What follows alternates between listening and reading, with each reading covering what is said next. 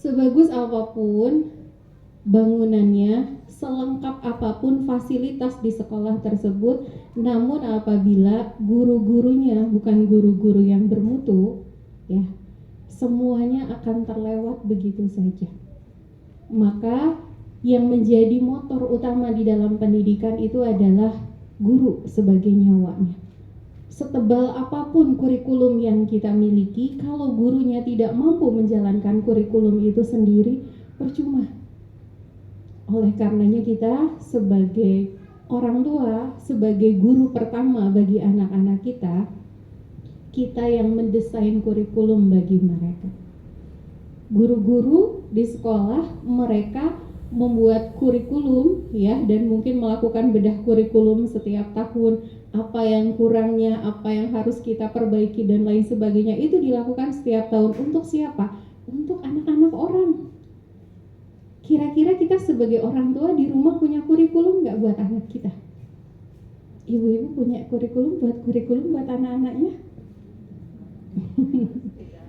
Padahal kurikulum itu nyawanya sekolah, ya.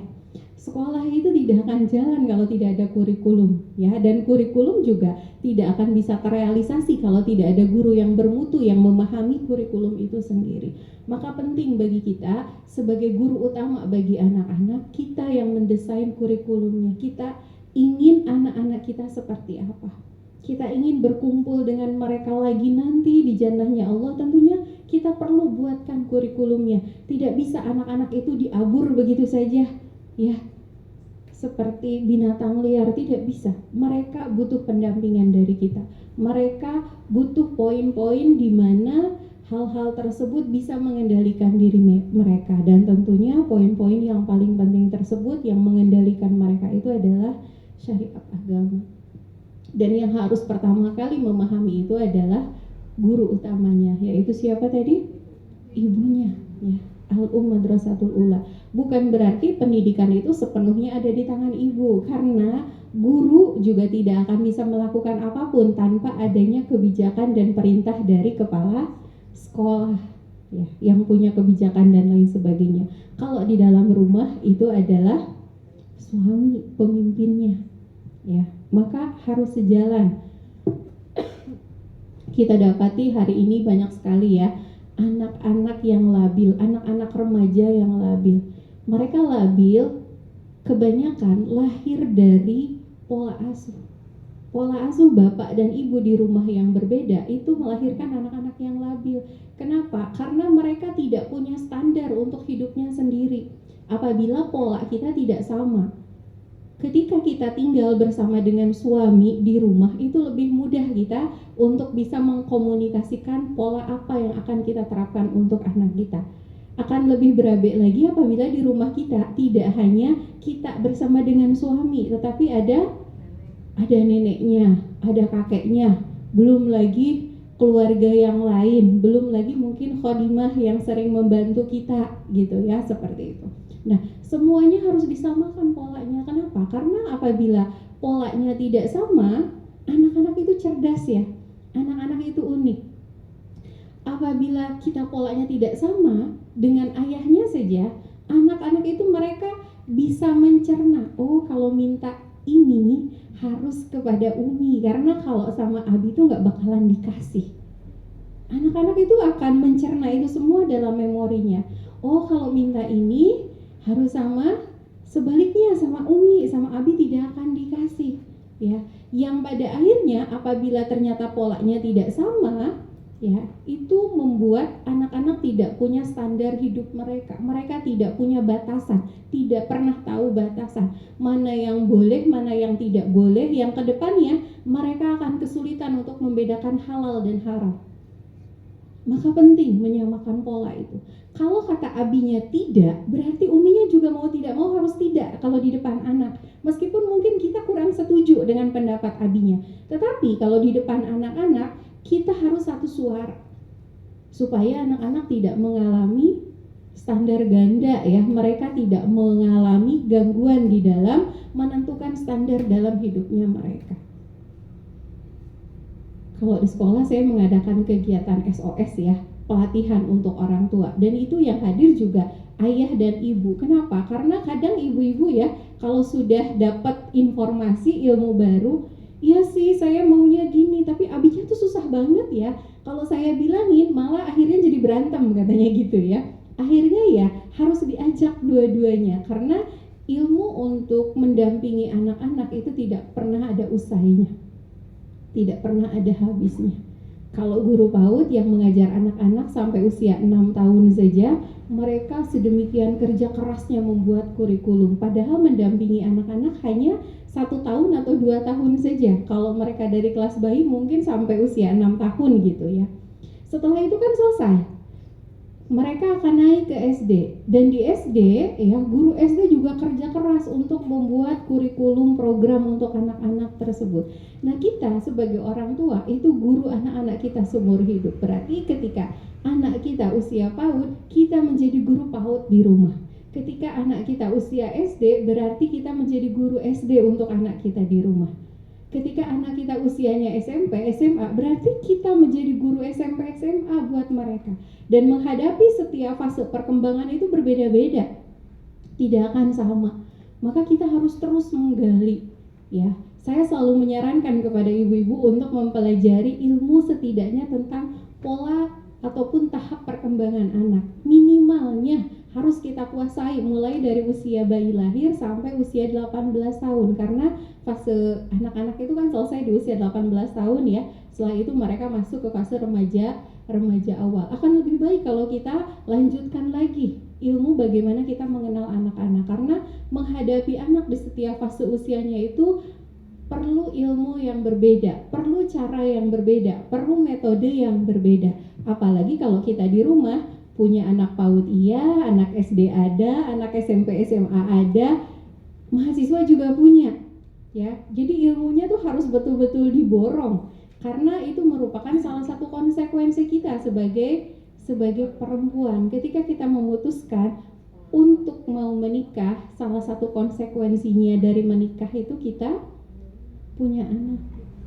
Dan konsekuensi dari kita punya anak itu adalah, konsekuensi punya anak itu apa, Bu? Riweuh, betul ya. Konsekuensi kita dari punya anak itu kita harus mau riweuh. Karena kalau kita tidak mau diriweuhkan, direpotkan oleh anak kita saat usia mereka kecil, maka kita harus bersiap-siap menghadapi monster-monster yang siap untuk menyerang kita saat usia mereka beranjak remaja, beranjak dewasa. Orang tua yang tidak mau repot saat anaknya masih kecil harus menyiapkan dirinya menghadapi monster-monster tersebut. Tetapi kalau kita bersiap ya, menyiapkan diri dengan segala kerepotan kita, keriuhan kita mendampingi anak-anak kita, ya, insya Allah kita akan memanen hasilnya. Maka tentunya itu semua juga bergantung kembali lagi kepada kita. Akan menjadikan anak-anak yang seperti apa, kembali lagi kepada kitanya. Kita ingin anak-anak kita bermutu, maka yang harus bermutu pertama kali itu adalah kita sebagai orang tuanya.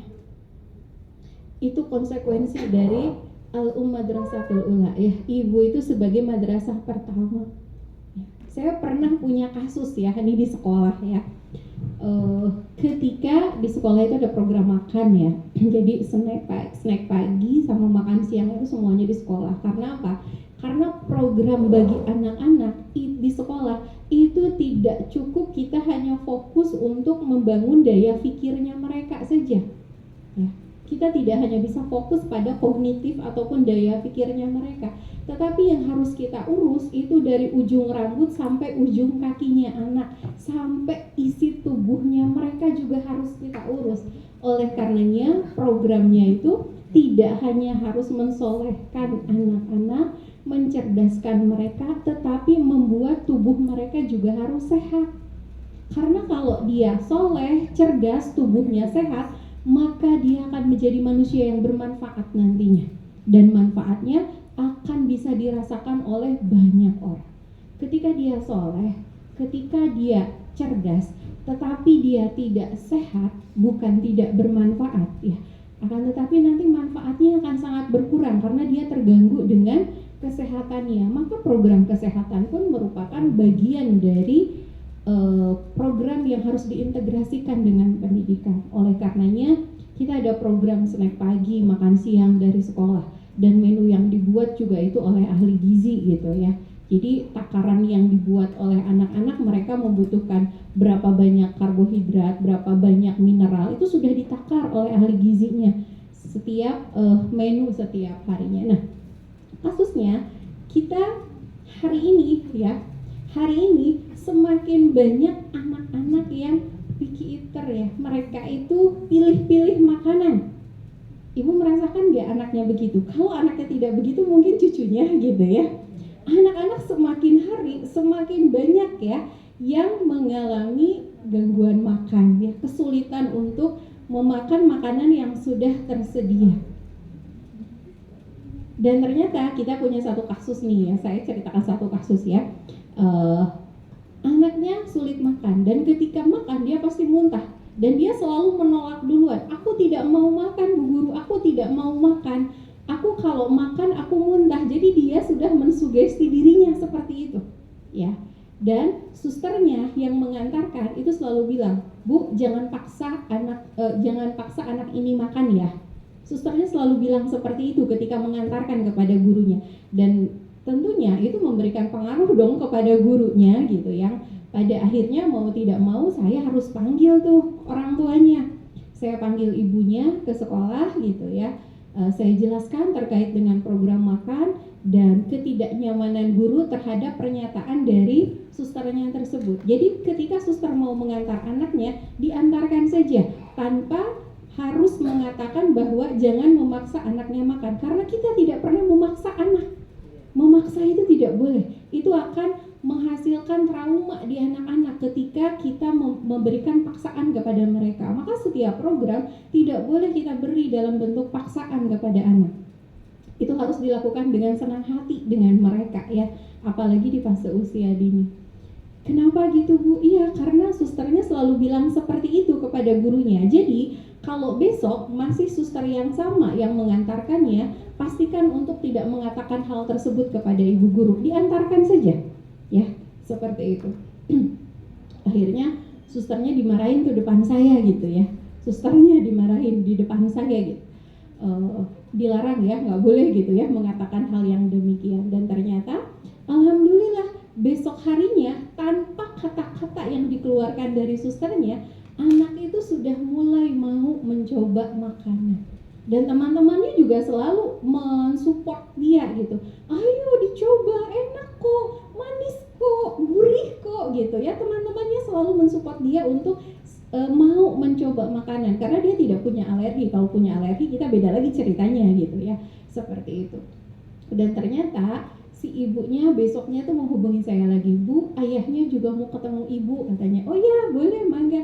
Akhirnya besoknya ayahnya datang tuh ke kantor gitu ya, bareng sama ibunya gitu. Dan intinya ayahnya menyampaikan mengapresiasi tentang kegiatan makan yang ada di sekolah gitu. Kemudian ayahnya menyampaikan bahwa kenapa anaknya kesulitan untuk makan, karena di rumah Bu, ibunya itu tidak mau repot. Ibunya selalu membiasakan dia makannya sosis, nugget, mie, telur, sosis, nugget, mie, telur katanya gitu ya. Tidak keluar dari makanan tersebut gitu ya, seperti itu. Jadi kalau kemarin susternya yang dimarahin ibunya, kalau hari ini ibunya yang dimarahin sama suaminya gitu ya, sama bapaknya. Ketika kita saling menyalahkan satu dengan yang lainnya, itu tidak akan merubah pola pada anak. Yang harus dilakukan adalah bagaimana kita memperbaiki. Ya pada akhirnya mau tidak mau saya juga harus menegur bapaknya gitu ya. Dalam mendidik anak, dalam mendampingi anak, kita tidak bisa saling menyalahkan Pak. Ya. Karena yang tanggung jawab paling utama adalah Bapak gitu ya. Maka Bapak juga punya tanggung jawab untuk mengawasi, untuk membantu ketika ibu kesulitan. Karena sebagian ibu mungkin kesulitan ya untuk menyajikan makanan karena kesibukan dan lain sebagainya, sehingga dititipkan hanya pada susternya saja, dan yang disiapkan makanan-makanan yang memang sudah jadi gitu untuk memudahkan seperti itu. Dan alhamdulillah ya, sampai akhir semester dia kalau makan selalu nambah ya, Masya Allah. Jadi tidak ada lagi drama kalau makan dia muntah. Jadi apa yang kita katakan pada anak-anak itu memberikan pengaruh yang besar pada jiwa dan mentalnya mereka. Maka kita perlu hati-hati dengan program yang kita berikan kepada anak-anak. Tidak hanya sekedar programnya saja, namun kata-kata kita juga akan memberikan pengaruh pada kesuksesan dan kegagalan dari program tersebut. Maka kita perlu hati-hati ketika kita mendampingi anak-anak kita. Dan menjadikan anak-anak yang soleh dan solehah itu tidak cukup hanya dengan ingin saja. Tentunya kita perlu proses dan memproses mereka sejak mereka masuk sekolah. Itu sudah sangat terlambat ya. Memproses anak-anak menjadi anak-anak yang soleh dan solehah itu sudah dimulai ketika kita masih lajang mencari pasangan yang seperti apa. Karena bibit, bebet, bobot mau tidak mau itu memberikan pengaruh faktor genetik pada anak-anak kita. Itu harus diperhatikan. Bahkan kalau dalam Islam kan laki-laki itu diminta untuk melihat 4 hal dari calon istrinya. Salah satunya adalah keturunan, ya. Jadi jangan dianggap sepele. Keturunan juga memberikan pengaruh yang besar. Yang seperti apa nanti anak kita. Sejak dalam kandungan itu penting sekali kita memperhatikan pendidikan anak. Bagaimana selama kita hamil ya di 3 bulan pertama itu biasanya masa-masa mabuk ya. Di sini masih banyak ibu produktif. Ya. Nenek produktif. Nenek produktif ya, sama seperti saya ya, nenek produktif. Di 3 bulan pertama kehamilan, tapi tidak apa-apa ya. Kita juga mungkin punya anak perempuan, punya mantu perempuan ya. Ini bisa kita share juga untuk anak mantu kita ya. Kalau misalnya anak-anak kita sudah tidak kecil lagi. Di 3 bulan pertama kehamilan itu adalah proses pembentukan sel-sel otak pada janin ya. Sehingga butuh gizi yang tepat untuk setiap janin yang ada di dalam tubuh kita. Meskipun di 3 bulan pertama itu adalah fasenya kita mabuk, fasenya UO gitu ya. Kadang sulit kita untuk bisa mencerna makanan, namun itu merupakan fase yang sangat penting di dalam membentuk sel-sel otak anak. Dan itu terjadi mulai dari 16 hari kehamilan. Ya, dari hari ke-16 kehamilan itu merupakan penting ya, gizi waktu yang penting untuk kita mengisi nutrisi dan gizi untuk janin kita. Oleh karenanya makanan yang halal dan thayyib itu sangat penting kita perhatikan. Kalau mencari makanan halal itu gampang ya, apalagi kita tinggal di Indonesia ya. Kalau kemarin tuh Bu Dewi jalan-jalan ke Eropa mungkin tidak mudah ya Bu Dewi ya cari makanan halal ya. Makanan yang halal kalau di negara-negara muslim itu mudah untuk kita dapatkan ya, atau dimanapun sebetulnya mudah kita dapatkan. Kenapa? Karena Allah sudah jelaskan makanan-makanan yang haram. Selain itu makanan semuanya halal. Yang tidak mudah adalah bagaimana kita membedakan makanan tersebut itu tidak hanya sekedar halal tetapi juga thayyib ya, karena perintah Allah kulu washrabu halalan thayyiban ya. Jadi tidak hanya halal makanan yang harus kita perhatikan, tetapi juga harus thayyib. Nah, memilih makanan yang thayyib ini butuh ilmu. Ibu, kalau seblak, lada gitu itu halal? Halal. Thayyib. Tidak sehat.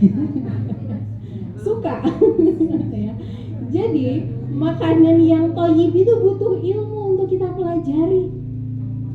Ya, butuh ilmu untuk kita pelajari apakah makanan yang kita masukkan ke dalam perut kita akan jadi nutrisi atau tidak, atau hanya sekedar lewat menjadi sampah saja. Begitu juga makanan yang masuk ke dalam perutnya anak-anak. Jadi jangan sampai anak-anak itu asal kenyang saja, tetapi tidak ada nutrisi yang masuk ke dalam tubuhnya, sehingga saat mereka belajar itu mudah puyeng gitu, mudah ngantuk gitu ya, di kelas itu nguap gitu ya, seperti itu. Nah, berarti asupannya yang harus kita perhatikan. Bisa jadi anaknya kenyang karena banyak makan, tetapi makanan yang dikonsumsi itu tidak thayyib. Artinya tidak menjadi nutrisi, tidak jadi energi untuk tubuhnya. Karena hari ini banyak sekali makanan-makanan sampah ya, yang mudah untuk diakses didapatkan oleh anak-anak, dan itu makanan yang paling disukai oleh anak-anak ya, yang gurih-gurih, kemudian manis-manis, yang berwarna-warni dan lain sebagainya, mengenyangkan tetapi tidak menjadi gizi, tidak menjadi nutrisi untuk tubuhnya mereka. Maka menu piringnya anak-anak itu juga merupakan bagian dari pendidikan yang harus kita perhatikan. Harus kita perhatikan untuk anak-anak ya. Kulu washrobu halalan thayyiban. Kita harus selalu ingat itu. Jadi makanan yang kita siapkan tidak hanya sekedar halal tetapi juga harus thayyib ya, harus baik. Boleh makan seblak, boleh dah halal, tetapi kalau dikonsumsinya terlalu sering tentunya tidak bagus ya untuk tubuh kita, untuk pencernaan kita, untuk perut kita dan lain sebagainya. Kita yang tahu ya, tubuh kita yang tahu. Kalau kata Dokter Hussein itu tubuh kita adalah dokter yang terbaik gitu ya, Masya Allah. Jadi yang tahu itu tubuh kita, makanan yang memang thayyib dikonsumsi oleh tubuh sehingga kita bisa kuat melakukan ibadah, kita bisa kuat melakukan kegiatan rutinitas kita sehari-hari, dan tujuan kita supaya anak-anak mereka tumbuh menjadi anak-anak yang sehat, tidak hanya cerdas, tidak hanya soleh, tetapi mereka juga sehat jasmani dan rohani. Itu merupakan hal yang sangat penting ya. Jadi tidak hanya sekolahnya saja yang perlu kita perhatikan ya, sekecil apapun hal yang berkaitan dengan anak itu menjadi fokus perhatian kita. Kemudian selama hamil kita juga perlu untuk menjaga emosi kita ya, karena tentunya saat hamil itu emosi kita juga memberikan pengaruh pada janin kita ya. Maka suasana hati yang bahagia harus selalu ya ada pada ibu-ibu hamil. Kalau kita punya ibu hamil di rumah, pastikan kita bisa menjaga suasana hati mereka untuk senantiasa positif ya, untuk senantiasa baik. Karena apabila suasana emosinya tidak baik, itu juga memberikan pengaruh kepada janin, sering tegang ya, kasar ya. Itu membentuk karakter sejak mereka masih di dalam kandungan. Maka penting ibu-ibu yang bahagia. Oleh karenanya nikah itu butuh ilmu ya, tidak hanya butuh cinta, tetapi butuh ilmu, karena selanjutnya kita akan melanjutkan apa? Generasi ya, melanjutkan generasi itu betul-betul butuh ilmu, perlu keluarga dan lingkungan yang mendukung kita, dan kita tahu konsekuensi tentang kehamilan. Kadang ada beberapa orang ya, segelintir orang yang tidak siap dengan kehamilan. Dia mau menikah tapi tidak siap untuk hamil, padahal hamil itu merupakan salah satu konsekuensi dari pernikahan. Ibaratnya kalau kita lihat anak usia 2 tahun, 3 tahun mereka ketika main air, lihat air itu mereka suka kan?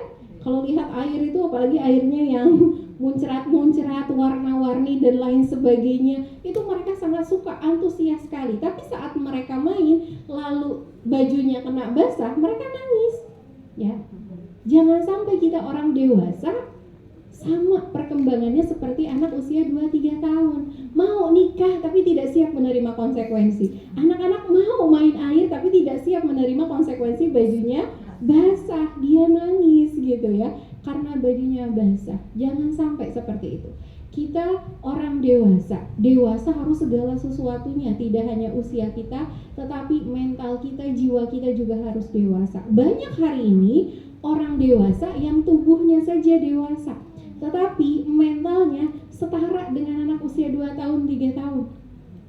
Jadi anak-anak toddler, anak-anak kobar yang terkunci dalam tubuh orang dewasa banyak hari ini. Ya. Kalau di Indonesia itu kan ada undang-undang KDRT ya. Kenapa ada undang-undang KDRT? Karena ada pelaku dan ada korban tentunya, maka dibuatkan undang-undangnya.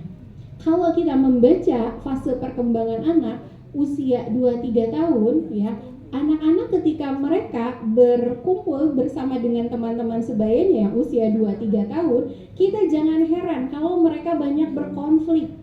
Terkadang kita ya, jangan main sama si A mah galak gitu ya, seperti itu. Padahal di fase 2-3 tahun anak-anak, mereka ketika menyelesaikan masalah lebih banyak menggunakan serangan fisik Kenapa demikian? Karena di usia 2-3 tahun kosakatanya mereka masih sangat terbatas. Ya, kemudian mereka juga belum bisa mengkoordinasikan otot-ototnya dengan baik. Dan mereka juga masih bias tentang kepemilikan, tentang hak milik. Jadi kalau melihat sesuatu mainan yang sedang dipegang temannya dan dia suka, atau dipegang saudaranya dan dia suka, dia akan langsung ambil karena dia suka. Dia belum tahu batasan-batasan tentang hak milik. Maka di situ biasanya terjadi konflik, terjadi masalah, ya.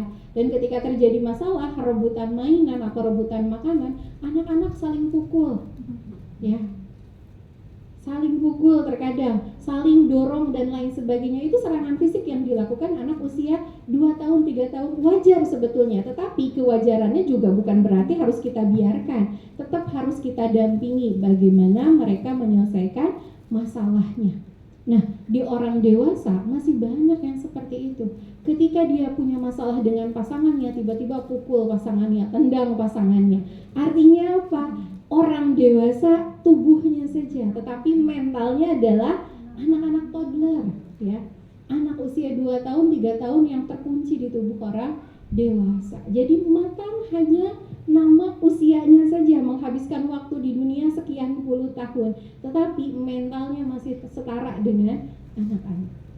Seperti itu. Nah, itu yang harus kita perhatikan, ya. Jadi jangan sampai terjadi kekerasan, apalagi kepada ibu hamil. Kita harus memastikan, ya, mereka dalam kondisi yang baik, kalau dalam kondisi suasana emosi yang positif, ya, menjaga ucapan dan kegiatan selama fase kehamilan.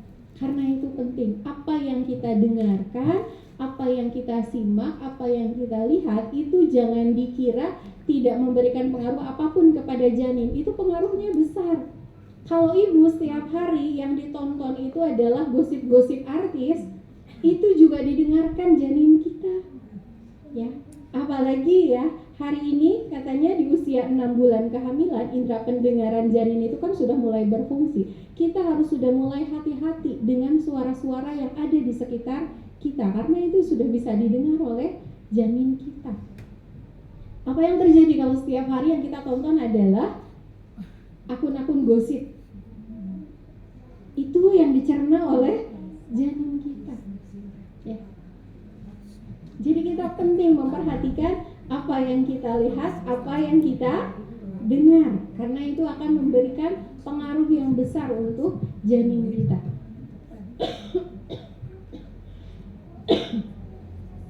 Akan lebih baik kalau kita memperbanyak membaca Al-Quran, ya. Kalau kita kesulitan untuk menghafal di usia kita, tidak apa-apa, ya, karena menghafal Al-Quran itu bukan kewajiban untuk setiap perorangan, ya. Beda dengan sholat, ya.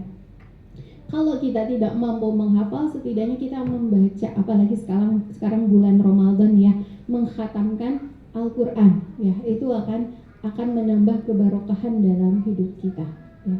Dan apabila kita sering menghatamkan Al-Quran, membaca Al-Quran, itu memberikan pengaruh pada janin kita, itu memberikan pengaruh pada kecerdasan bayi kita, ya. Kalau orang non-muslim itu biasanya memperdengarkan musik, ya, untuk setiap janinnya. Kita sebagai muslim, ya, memiliki hal yang lebih baik daripada musik, yaitu apa? Lantunan ayat suci Al-Quran, bisa murotal. Akan lebih baik kalau yang membaca Al-Quran itu adalah ibunya sendiri atau ayahnya memperdengarkan, ya, sambil membaca Al-Quran itu sambil dipegang perut istrinya. Itu akan sangat lebih baik. Itu akan memberikan pengaruh yang dahsyat untuk setiap janin kita.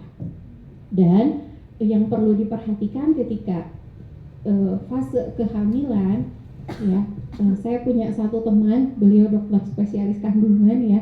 Jadi kalau misalnya ada yang datang tuh pasiennya, kalau datang sendiri itu selalu ditanya, ibu suaminya ada? Ya ada tuh dok, makanya saya hamil gitu, ya. Ya kalau ada, sebaiknya ketika fase pemeriksaan itu, masa pemeriksaan itu hadir bersama, ya, supaya apa? Suaminya juga tahu bagaimana perkembangan janin yang ada di dalam perut istrinya. Sebaiknya didampingi, ya. Dan itu selalu, ya, saran yang diberikan oleh teman saya kepada pasiennya. Dan apabila mendekati HPL, karena hari kelahiran itu rahasia Allah ya. Kalau dokter bidan paling membuat hari perkiraan, namanya juga perkiraan ya, bisa lebih cepat, bisa juga lebih lambat, atau bisa juga tepat gitu ya, sesuai dengan HPL-nya. Karena kelahiran itu merupakan rahasia Allah. Maka beliau selalu menyarankan agar suaminya datang mendampingi saat istrinya melalui proses kelahiran. Meskipun mungkin si suami tidak ikut merasakan sakitnya, tetapi dia bisa ikut menyaksikan bagaimana ketika kita melahirkan itu gimana Bu rasanya. Semua keringat keluar ya, mau keringat kecil, mau keringat besar, semuanya keluar. Saking apa? Sakitnya. Dan sakitnya melahirkan itu kan luar biasa ya. Oleh karenanya Allah sampaikan di dalam Al-Quran bahwa ibu yang hamil itu dalam kondisi tertatih-tatih. Bukan berarti kita boleh bermanja-manjaan saat hamil. Dan kata Allah juga tertatih-tatih, jadi aku mau tiduran aja gitu ya. Kegiatan ibu itu juga memberikan dukungan pada janinnya. Apabila kita banyak melakukan kegiatan positif, itu juga akan memberikan pengaruh pada janinnya. Maka memperbanyak kegiatan yang positif, kegiatan-kegiatan yang baik itu juga penting dalam proses mensolehkan, mencerdaskan anak-anak kita yang masih dalam bentuk janin. Jadi jangan sampai tiduran terus ya selama 9 bulan. Ketika kita sudah punya kekuatan untuk bangun, melakukan segala aktivitas kita, lakukan saja. Dan kita sendiri yang bisa mengukur kapan capeknya. Dan pastikan ibu hamil itu bisa istirahat sebelum capek. Ya, sebelum capek datang itu sudah bisa istirahat. Kita yang mampu mengukur. Ya, seperti itu. Nah, beliau selalu menyarankan teman saya itu agar ditemani suaminya. Ya. Dan ketika bayinya lahir dan suami ketika mendampingi istrinya proses melahirkan, itu dia lihat bagaimana perjuangan istrinya ya, kesakitan. Kalau sekarang sebagian bidan kadang tidak memperbolehkan siapapun mendampingi, tetapi akan lebih baik saya tanya teman saya, kenapa kok suaminya boleh masuk? Karena dulu waktu saya proses tidak semua proses melahirkan itu boleh didampingi gitu ya. Ada beberapa tenaga kesehatan yang tidak memperbolehkan keluarga masuk gitu.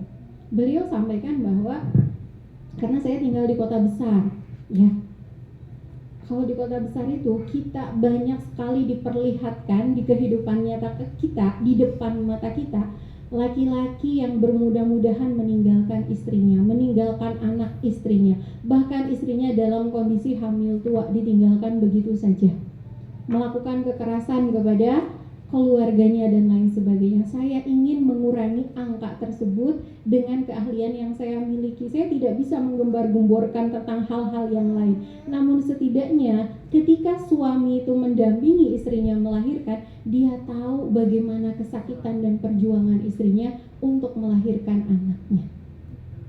Sehingga akan menimbulkan apa? Rasa cinta, kasih sayang yang semakin bertambah kepada istrinya. Sehingga dia tidak bisa bermudah-mudahan untuk meninggalkan keluarganya ketika dia bisa melihat perjuangan, menyaksikan perjuangan. Ya mudah-mudahan saya dengan kontribusi yang sedikit itu ya bisa memberikan pengaruh ataupun berdampak kepada masyarakat, meskipun mungkin itu kecil dampaknya, tetapi setidaknya saya berkontribusi, itu kata teman saya seperti itu ya. Jadi dipastikan kalau melahirkan ya suaminya ikut mendampingi. Kalau misalnya menantu kita perempuan, kita sarankan anak kita untuk ikut serta. Kalau ternyata anak kitanya laki-laki, kalau anak kita perempuan, kita minta menantu laki-laki kita untuk mendampingi anak kita, putri kita. Daripada kita, sebaiknya pasangannya yang mendampingi. Ya, sebaiknya pasangan yang mendampingi karena mereka yang akan menjalankan nakoda rumah tangganya ya, yang akan menumbuhkan kecintaan, kasih sayang di rumah tangganya mereka. Maka penting hal tersebut ya. Selama proses kelahiran pastikan kita memperbanyak doa ya. Dan biasanya teman saya ketika bayinya sudah lahir, beliau akan memberikan gunting itu kepada suaminya untuk memotong apa? Plasenta ya. Dan ternyata tidak semua suami langsung ambil gunting, cerat langsung gitu ya. Sebagian besar suami itu gemetar, ngadeg-deg, bahkan sampai nangis ketika harus memotong apa? Tali pusar yang menghubungkan antara ibu dengan anaknya. Dan teman saya selalu bilang, Bapak, ini tanggung jawab Bapak sekarang. Kalau sejak dalam kandungan, itu dia masih dalam tanggung jawab ibu dan ada Allah yang mengurus dia. Dan bayi yang dalam kandungan itu sama seperti di surga katanya. Kenapa? Karena anak tidak perlu menangis. Ketika dia lapar, makanan datang melalui plasenta. Dia tidak kepanasan, dia tidak kedinginan. Kenapa? Karena Allah siapkan suhu terbaik di dalam rahim seorang ibu. Tetapi ketika bayi itu keluar, ya, dia lapar, dia haus, maka dia tidak bisa melakukan hal otomatis seperti yang ada di dalam kandungannya. Ya. Maka dia akan menangis. Kemudian ketika dia kedinginan, ketika dia kepanasan, atau mungkin ada semut yang menggigit dia, ada nyamuk yang menggigit dia, itu sekarang tanggung jawab Bapak. Bapak yang memutuskan tali plasenta, berarti sekarang sepenuhnya anak ini adalah tanggung jawab Bapak seumur hidup. Seperti itu teman saya selalu sampaikan kepada pasiennya, dengan harapan setiap rumah tangga itu semakin kuat tali kasih sayangnya, tali cintanya satu dengan yang lain. Seperti itu. Kita dulu didampingin nggak, Bu? Ya. Yang masih proses akan melahirkan, pastikan minta didampingi, dijadwalkan. Kalau anak kita, mantu kita akan melahirkan, pastikan kita membuat schedule untuk mereka supaya mereka bisa saling menumbuhkan rasa kasih sayang satu dengan yang lainnya, dan mereka juga sayang terhadap anak-anaknya, tidak bermudah-mudahan mereka untuk meninggalkan mereka. Dan sekarang proses setelah melahirkan jangan dianggap setelah proses kelahiran yang begitu berat berarti ujian kita sebagai seorang ibu itu sudah lulus. Belum. Justru ujian itu baru akan dimulai ketika apa? Ketika kita baru punya bayi. Sebelum punya bayi kan kita bisa tidur kapanpun, jam berapapun, berapa lama tidak ada yang mengganggu. Tiba-tiba nambah gerepnya nangis gitu kan, seperti itu ya. Bayi kita bisa menangis, bisa minta tolong, minta bantuan kita, membutuhkan kita kapanpun selama 24 jam kita harus siap. Dan yang perlu diingat, sakitnya kita saat melahirkan itu luar biasa kan Ibu ya. Tapi terkadang kita lihat di berita, di Kola Klasik juga sering ya, kita dapati berita, ada bayi ditemukan di sungai, ada bayi ditemukan di TPA tempat pembuangan akhir ya, dekat tempat sampah gitu ya, atau daerah pekuburan gitu ya. Bayi yang baru dilahirkan ditemukan, kadang ada yang sudah dalam kondisi meninggal, kadang ada yang masih bernyawa. Itu pelakunya siapa? Pelakunya kebanyakan itu hasil dari hubungan di luar nikah, hasil dari seks bebas. Dan kenapa mereka bisa melahirkan dengan mudah? Kadang mereka melahirkan di kamar mandi dengan mudahnya. Karena apa? Rasa sakitnya Allah cabut. Ya. Mereka tidak merasakan kesakitan sebagaimana ibu-ibu pada umumnya yang dengan tali akad nikah, mitsaqon golido, itu merasakan sakit. Karena rasa sakitnya kita itu akan menghadirkan rasa kasih sayang kita kepada siapa? Anak kita. Sesakit apapun kita melahirkan, setelah anak kita lahir, apakah kita akan menyakiti anak kita karena dia membuat kita sakit? Enggak. Justru kita akan sangat sayang. Kita tidak ikhlas, kita tidak ridho anak kita dibentak siapapun, hatta sama bapaknya sendiri ya. Itu yang menimbulkan rasa kasih sayang kita kepada anak kita dari kesakitan.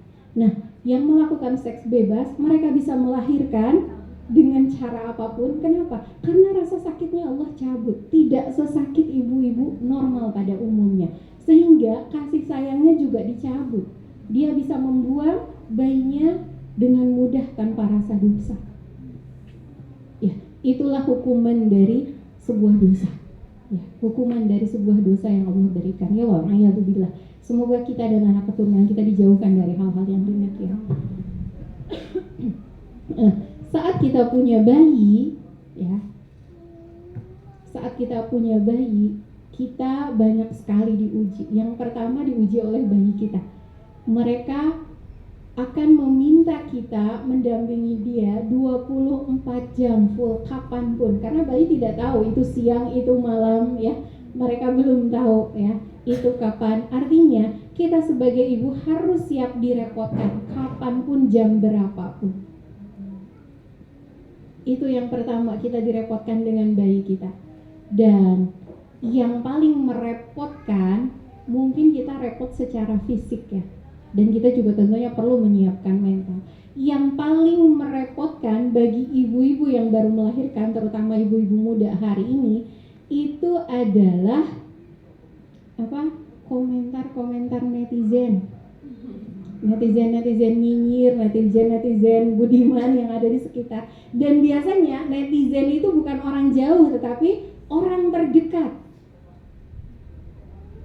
Melahirkannya lama ya, prosesnya kemarin ya. Kamu sih jarang olahraga, judgement. Ya. Lahirnya sesar ya kemarin, belum jadi ibu seutuhnya. Kata siapa? Sesar juga sakitnya luar biasa. Sakitnya juga lebih lama. Sama-sama ibu, kenapa harus ada diskriminasi karena proses kelahiran? Setiap ibu pastinya menginginkan anak-anaknya lahir dengan proses yang normal.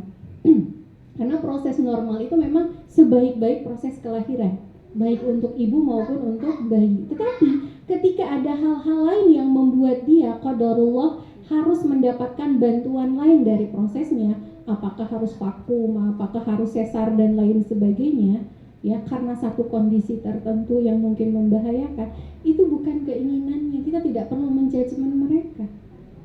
Mungkin itu yang terbaik untuk ibunya, untuk janinnya.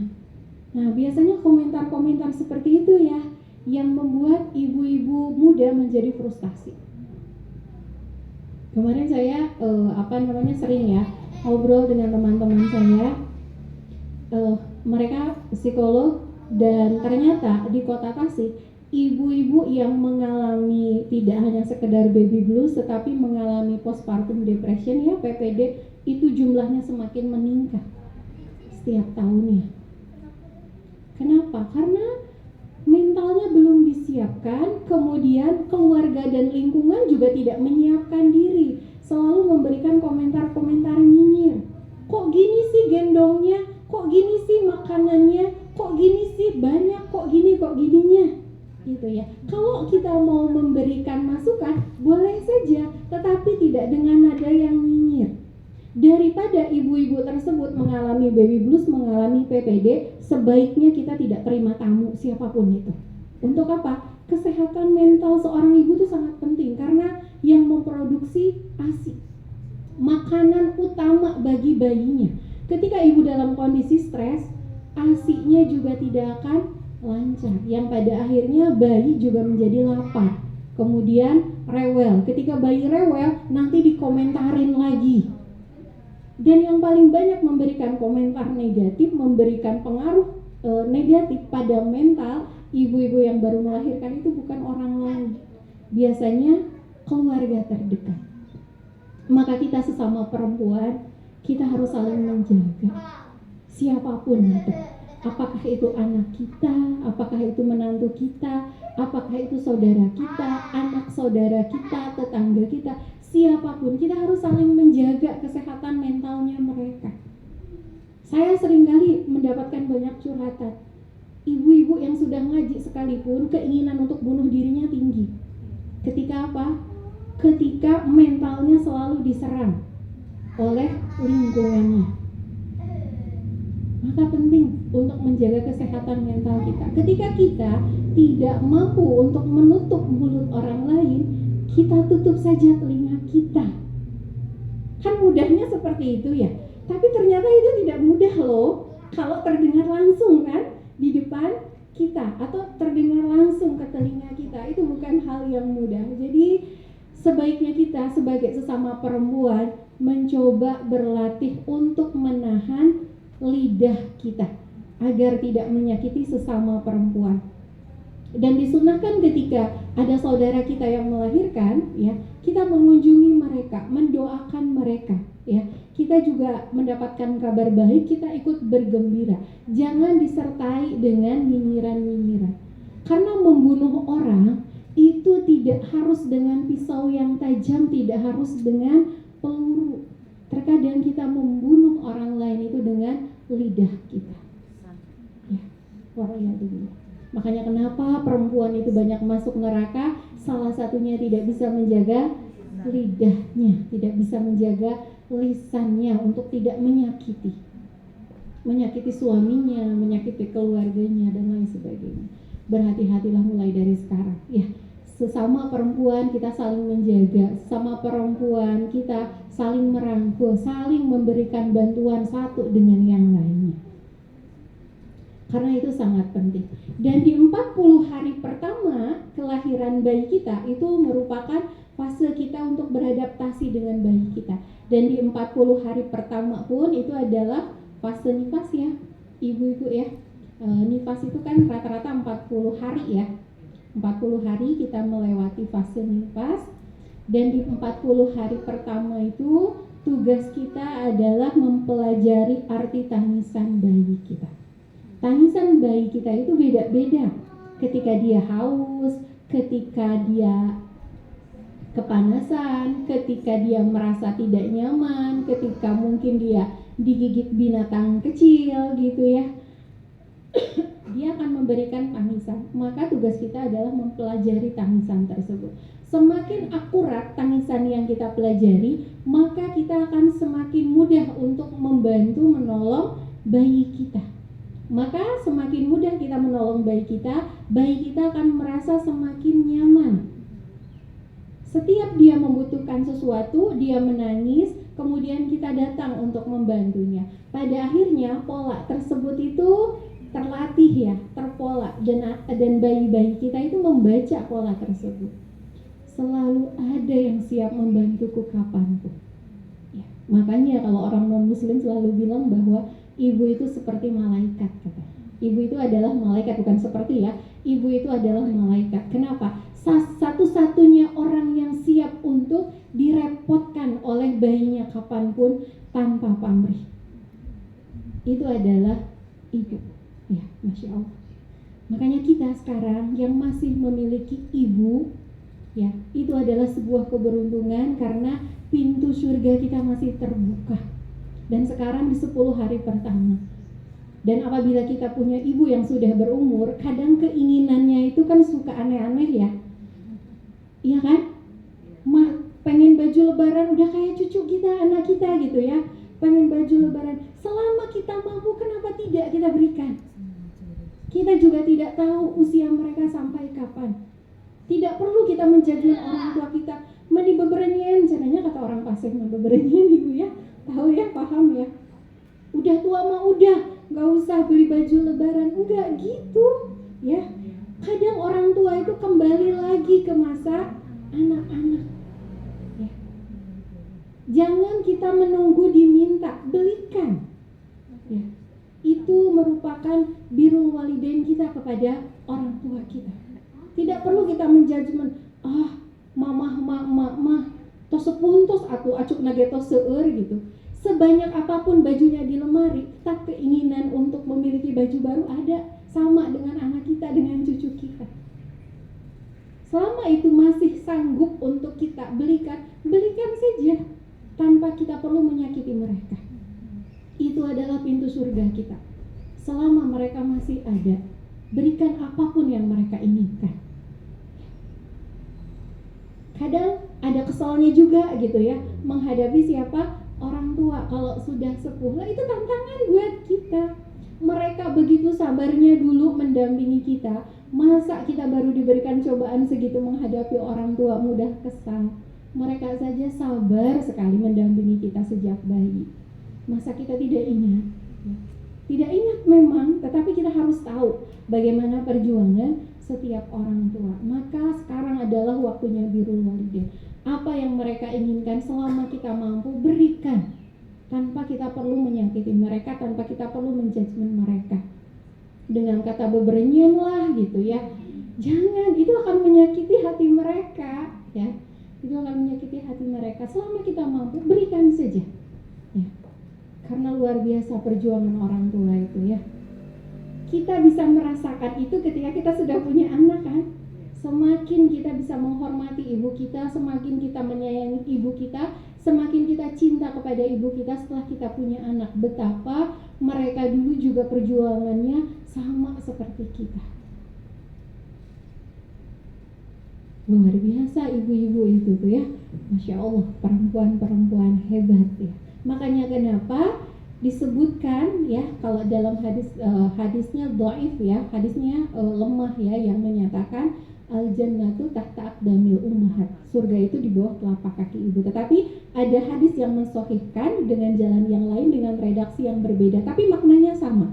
Al-jannatu tahta rijlaiha, surga itu di bawah telapak kaki ibu. Kenapa di bawah telapak kaki ibu? Padahal yang mengurus bayi itu adalah tangan kita, kan? Kita membelai mereka, memandikan mereka, kemudian kita apa? Mengayomi mereka. Semua hal kita lakukan dengan tangan kita. Tapi kenapa surga di bawah telapak kaki ibu, bukan di telapak tangan ibu? Karena telapak kaki itu merupakan anggota tubuh kita yang paling bawah. Itu yang menopang tubuh kita.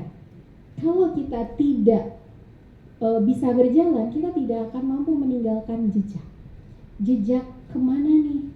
Ya, jejak seperti apa yang kita tinggalkan di kepalanya anak kita, di hatinya anak kita, di jiwanya anak kita. Maka jejak itulah yang akan mengantarkan mereka apakah ke jannahnya Allah atau sebaliknya. Itu jejak. Kita membawa anak kita kemana, kita menyekolahkan anak kita kemana, kita memberi apa kepada mereka, itu akan meninggalkan jejak. Jejak kita, ya, yang akan mengantarkan anak-anak kita. Maka penting memiliki ibu yang soleh. Pada masa Khalifah Umar bin Khattab, ya, ada seorang bapak tua renta datang mengadu kepada beliau, "Wahai Amirul Mukminin, aku punya satu anak laki-laki dan dia durhaka kepadaku. Dia tidak mau mengurusku. Padahal dia seorang laki-laki yang kuat, tetapi dia tidak mau mengurusku." Lalu kata Umar bin Khattab apa? Datangkan pemuda itu. Akhirnya didatangkan tuh anaknya. Lalu Umar bertanya, "Kenapa engkau durhaka kepada ayahmu?" Lalu si pemuda itu bertanya, "Wahai Amirul Mukminin, apakah Umarnya bertanya seperti ini, kenapa engkau mendurhakai bapakmu dan kenapa engkau tidak menunaikan hak-hak orang tuamu? Itu adalah kewajibanmu." Ya. Kemudian si pemuda itu bertanya balik, "Wahai Amirul Mukminin, apabila orang tua memiliki hak terhadap anaknya, apakah seorang anak juga memiliki hak terhadap orang tuanya?" Kata Umar apa? "Iya." Apa saja? Dia berhak mendapatkan ibu yang solehah, kemudian dia berhak mendapatkan nama yang baik, dan dia berhak untuk mendapatkan pengajaran Al-Quran dari kedua orang tuanya. Itu 3 hak yang harus ditunaikan oleh orang tua kepada anaknya. Lalu si pemuda itu menjawab, "Ayahku tidak pernah menunaikan satu pun haknya kepadaku. Ibuku, dia adalah seorang janda majusi." Artinya apa? Penyembah api, penyembah matahari, ya, majusi. Dan dia dari bangsa Ethiopia. Kemudian yang kedua, aku diberikan nama kumbang kelapa, yang aku sering diejek dengan nama tersebut, nama yang tidak memiliki makna, yang menjadi ejekan teman-temanku. Padahal nama yang diberikan orang tua itu adalah nama yang akan dipanggil kita nanti di akhirat dengan nama-nama yang diberikan oleh orang tua kita. Maka berikanlah nama yang baik untuk anak kita. Nama yang paling disukai Allah itu adalah Abdullah dan Abdurrahman. Ya, berikanlah nama anak-anakmu dengan nama para nabi, kata Rasulullah, dengan nama-nama yang baik. Kalau hari ini saya, Bu, di PAUD, ya, melihat perubahan nama dari tahun ke tahun.